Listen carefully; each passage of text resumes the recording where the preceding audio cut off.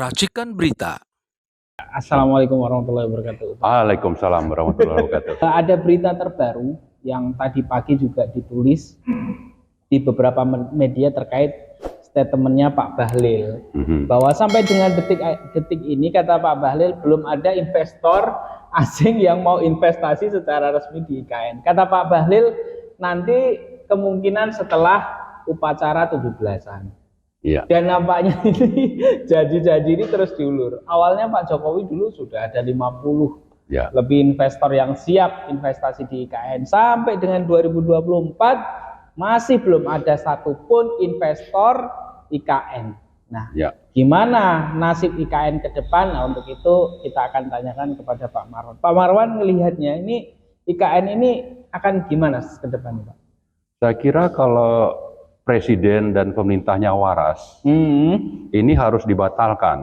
Harus dibatalkan. Karena motif dari pembangunan IKN itu sendiri sebetulnya tidak sesuai dengan kepentingan negara dan rakyat. Tapi lebih kepada kepentingan oligarki, investor asing, dan salah satunya itu Cina. Ya, bisa juga di situ ada kepentingan-kepentingan komunis mungkin, atau untuk memudahkan Cina bagaimana menguasai Indonesia melalui IKN itu. Jadi intinya sebetulnya kalau bicara kepentingan bangsa dan rakyat, ini bukan sesuatu yang prioritas, dan lebih baik ini segera dibatalkan. Segera dibatalkan karena begitu banyak masalah. Misalnya kita singgung soal investor yang dulu pernah ada dari SoftBank Jepang, ada dari Kuwait, ada dari Qatar, ada Saudi Arabia, yang ternyata kan mundur teratur. Ya, kenapa sampai begitu? Karena memang investor itu bicara tentang sektor-sektor bisnis yang memang secara bisnis itu akan menguntungkan. Ya. Lalu di sisi lain ada sektor-sektor kalau bicara negara kepentingan strategis nasional. Maka ada yang tidak boleh itu dikerjasamakan dengan swasta. Bahkan dengan modus yang namanya public private partnership pun itu tidak boleh. Misalnya kantor presiden, kantor menteri, gedung-gedung DPR, MPR, kementerian-kementerian itu semuanya adalah sektor atau bidang di IKN itu yang harusnya 100% negara yang membangun. Nah, sementara bagi investor ini kan melihat prospek ke depan, mereka mau membangun apa? Ya, misalnya akan ada yang bangun rumah sakit, atau hotel, ada swalayan atau apa misalnya ya, mall. Nah, ini kan belum waktunya untuk dimulai. Sepanjang bahwa yang basic, yang harusnya 100% itu dibangun oleh negara, itu belum tersedia.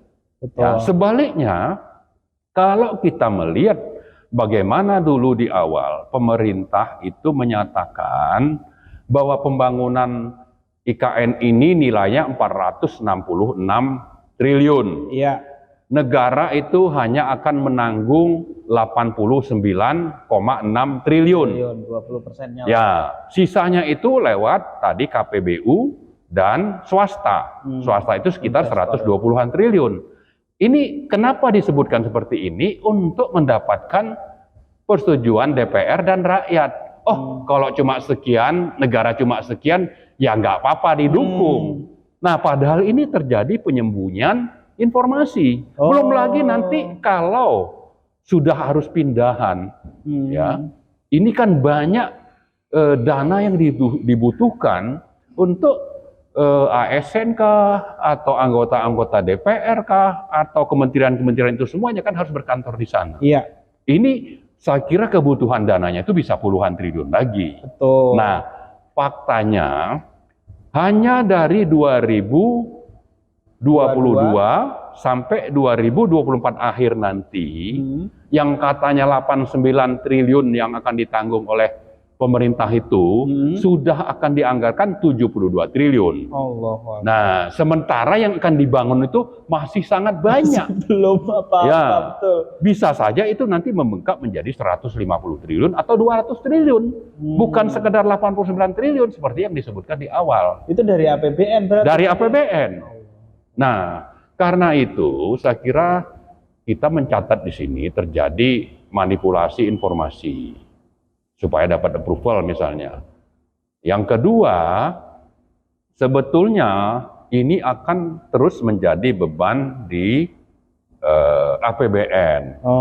Nah, karena itulah dalam kondisi keuangan negara yang penerimaan pajaknya itu akan menurun di tahun ini dan tahun depan karena turunnya harga komoditas, kemudian di sisi lain naiknya harga-harga itu bisa memicu harga-harga energi misalnya, maka itu akan menambah beban subsidi energi di APBN. Jadi penerimaannya berkurang, tapi belanjanya itu akan meningkat, kemudian ditambah lagi beban dari yang namanya proyek IKN. Nah, supaya ini bisa tetap dianggarkan dalam penerimaan negara, maka pemerintah itu akan menambah pajak kepada rakyat. Gitu. Jadi artinya supaya pemerintahan itu tetap berjalan, supaya proyek-proyek mercusuar seperti IKN itu tetap bisa dilaksanakan, maka korbannya itu rakyat. Gitu. Nah, apakah kita rakyat ini rela bahwa tahun lalu itu PPN sudah dinaikkan dari 10 menjadi 11%, artinya itu kita sudah dipajakin ini.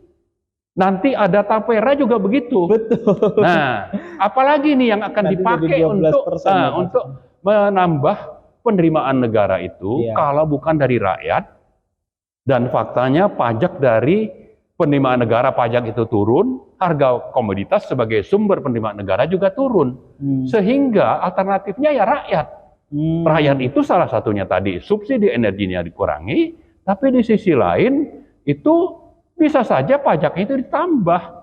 Salah satunya itu tadi PPN dinaikkan, tapi juga bisa dengan program-program untuk bagaimana pemerintah ini yang disebut sebagai menambah fund ya, raise fund, menambah penerimaan itu salah satunya lewat tapera. Ya, jadi kalau sudah seperti itu, apakah rakyat ini masih diam saja? Atau malah masih mau mengagung-agungkan yang namanya Joko Widodo, ya kan? Mentang-mentang dikasih bansos. Padahal bansos itu hanya sesaat. Betul. Ya kan?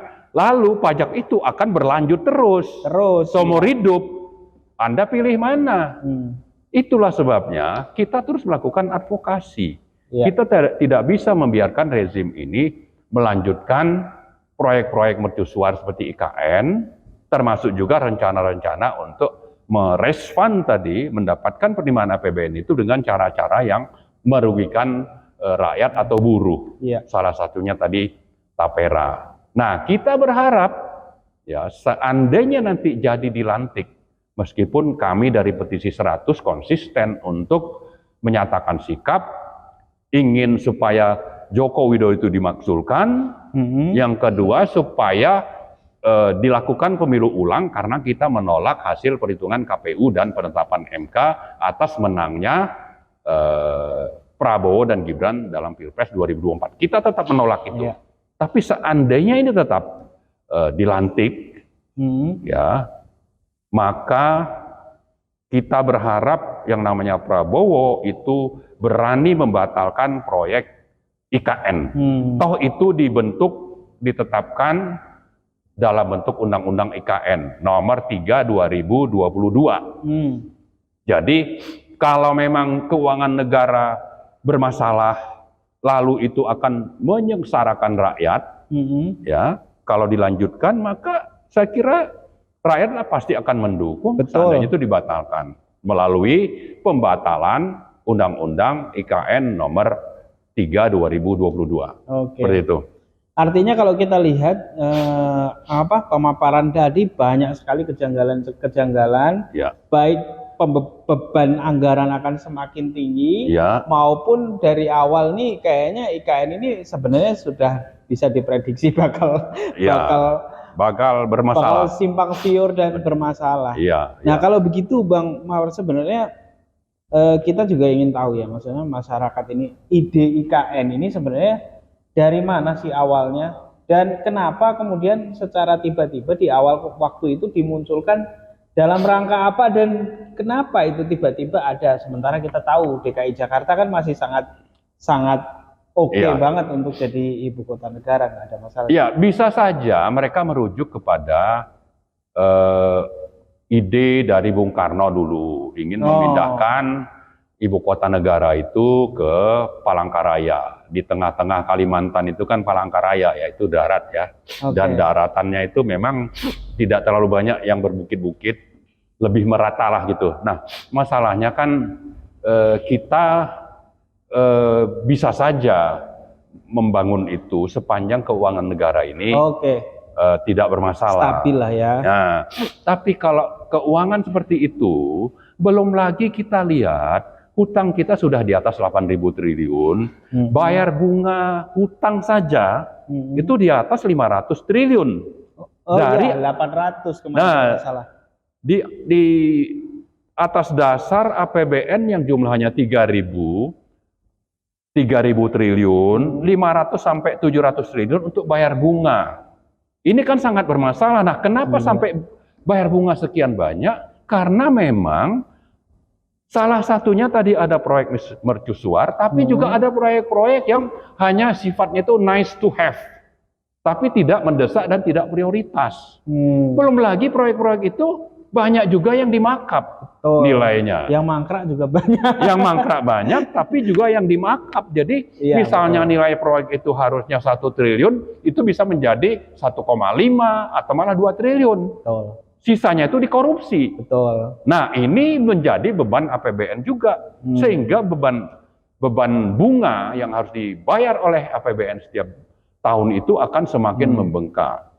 Nah, jadi kombinasi dari masalah APBN ini tadi saya bilang penerimaan pajak turun, kemudian penerimaan SDA turun, kemudian banyak proyek-proyek yang memang tidak mendesak itu terus dijalankan, kemudian subsidi yang seharusnya itu bisa lebih hemat ini terus bertambah. Di sisi lain yang namanya APBN itu terus ditutup dengan hutang, lalu hutang ini sebagian dipakai untuk proyek-proyek yang digelembungkan, yang ujungnya menguntungkan oligarki melalui korupsi. Ya, itulah masalah kita. Nah, apakah kita diam saja? Ya kan, saya sih tidak rela, makanya saya terus bersuara. Saya ingin ini terbuka acara kita ini dan bisa dianalisis untuk bisa menilai apakah ini hanya provokasi atau faktual. Itu dia. Ya kan, nah saya meyakini ini karena saya juga mengikuti. Sedikit banyak saya mengikuti bahwa ini banyak masalah di APBN. Salah satunya itu adalah kelakuan oligarki dan pemerintahan oligarki dan korupsi dan KKN. Ya. Dan itu terbukti dari apa yang terjadi di KPK hari ini. Betul. Hampir setiap hari keluar masuk orang KPK, bahkan ketua KPK juga bermasalah. Itu mengindikasikan bahwa tingginya korupsi di negeri. Nah, berikutnya nih Bang Marwan, ini kalau seandainya rakyat serempak untuk menolak pembangunan IKN, dan akhirnya kemudian IKN ini dihentikan. Nah, berarti kan uang APBN kita udah terlanjur habis untuk pembiayaan IKN. Nah, itu apakah kemudian negara nanti tidak rugi, atau apakah negara nanti akan meminta pertanggungjawaban kepada orang yang membangun IKN itu? Gimana? Ya, dua hal nih. Jadi pertama bahwa Jokowi ini sudah terlalu banyak melanggar konstitusi. Puluhan ketentuan atau pasal dalam konstitusi sudah dilanggar. Jadi seandainya pun nanti Prabowo dilantik dan beliau sudah lengser, kita tetap menuntut pertanggungjawaban. Ya, jadi jangan dianggap itu sudah selesai. Nah, kemudian yang kedua tadi kalau bicara seandainya dihentikan, ya saya kira dihentikan itu karena memang pada dasarnya itu lebih baik dibanding diteruskan. Oh. Itu. Jadi dasarnya memang ini harus dihentikan, terutama dari sisi kemampuan keuangan negara dan juga manfaat yang diperoleh. Gitu. Manfaatnya lebih banyak untuk oligarki dan asing tadi saya sebut. Betul. Jadi lebih baik dihentikan. Nah, soal yang sudah dibangun ini bisa saja dimanfaatkan untuk apa? Ya, saya kira banyak hal yang bisa dilakukan supaya yang sudah dibangun itu bisa termanfaatkan meskipun tidak 100%. Ya, bisa menjadi kawasan ekonomi khusus kah, atau sektor pariwisata dan sebagainya. Jadi begitu. Oke. Terakhir nih Bang Marwan Batubara. Kita sebenarnya ingin Bang Marwan lebih coba mendalam lagi soal ini Bang. Kalau tadi disebutkan bahwa banyak kebijakan-kebijakan yang diambil oleh Pak Presiden Jokowi yang sebenarnya itu bertentangan dengan konstitusi. Ya. Nah, maka itu tetap akan digugat. Nah, digugat. Ya. Pertanyaannya, bisakah mantan presiden itu kemudian kita gugat atau kita adili lagi? Iya, saya kira ini kan banyak contoh terutama di Korea ya. Meskipun dia presiden, kalau hukum benar-benar ditegakkan, toh dia masuk penjara juga. Nah, kita berharap nanti pemerintah yang akan datang itu tetap konsisten dengan amanat konstitusi, terutama pasal 1 ayat 3 bahwa ini negara hukum. Siapapun yang melanggar itu harus diproses secara hukum, termasuk Joko Widodo. Nah, kita berharap itu dilakukan oleh Pak Prabowo. Oke lah, sekarang mungkin beliau itu memuji-muji Pak Jokowi, tapi kalau sudah jadi presiden, kita berharap hukum tetap harus ditegakkan. Meskipun itu dipuji, kalau memang sudah waktunya untuk diadili ya, Pak Prabowo itu harus mendorong supaya terjadi proses hukum terhadap Pak Joko Widodo. Berarti artinya tidak ada halangan apapun ya, karena kalau kita menganut konstitusi itu boleh dan bisa. Bisa. Dan apalagi kalau DPR bersama rakyat itu bersatu untuk tegaknya hukum dan meminta pertanggungjawaban kejahatan yang sudah dilakukan oleh Joko Widodo. Misalnya terkait nepotisme, putusan MK nomor 90. Terkait pemilu misalnya bansos saat menjelang pencoblosan misalnya. Atau yang terakhir ini menerbitkan PP nomor 25 2024 untuk memberikan konsesi izin tambang kepada badan usaha milik ormas-ormas misalnya. Ini melanggar ini. Ormas agama. Iya, betul. Ini contoh-contoh yang menunjukkan bagaimana kejahatan itu, pelanggaran konstitusi itu sudah dilakukan. Belum lagi waktu pemerintah itu merubah Undang-Undang Minerba nomor 4 2009 menjadi Undang-Undang nomor 3 2020. Itu juga pelanggaran yang sangat nyata, yang lebih menguntungkan membuat para konglomerat itu menjadi lebih kaya lewat sumber daya alam, gitu. Jadi lebih bebas dia menguasai sumber. Betul. Betul undang-undang soal minerba. Oke, Bang Marwan, terakhir karena ini mungkin Bang Marwan juga saya harus jalan. Pesannya kepada rakyat deh. Ya. Apa yang Bang Marwan ingin sampaikan kepada masyarakat yang menonton video ini? Ya, saya kira rakyat itu tetap menjadi objek dari berbagai kebijakan pemerintah. Kalau objek kebijakan itu kalau kebijakan itu merugikan objek yang tadi saya sebut rakyat, ada kebijakan pemerintah yang bermasalah, maka terserah Anda apakah mau diam saja atau melawan.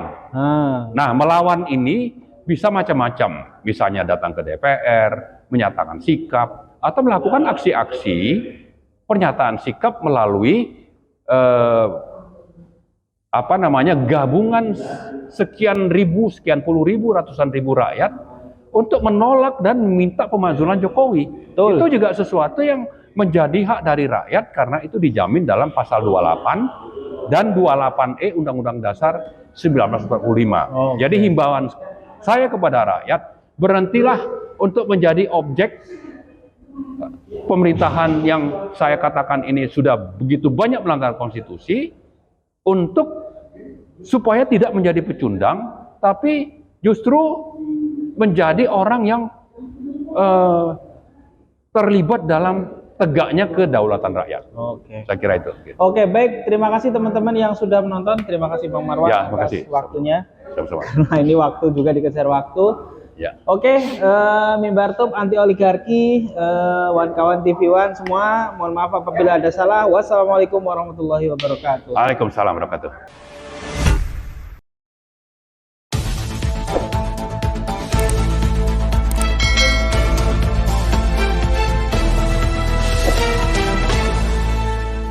Racikan Berita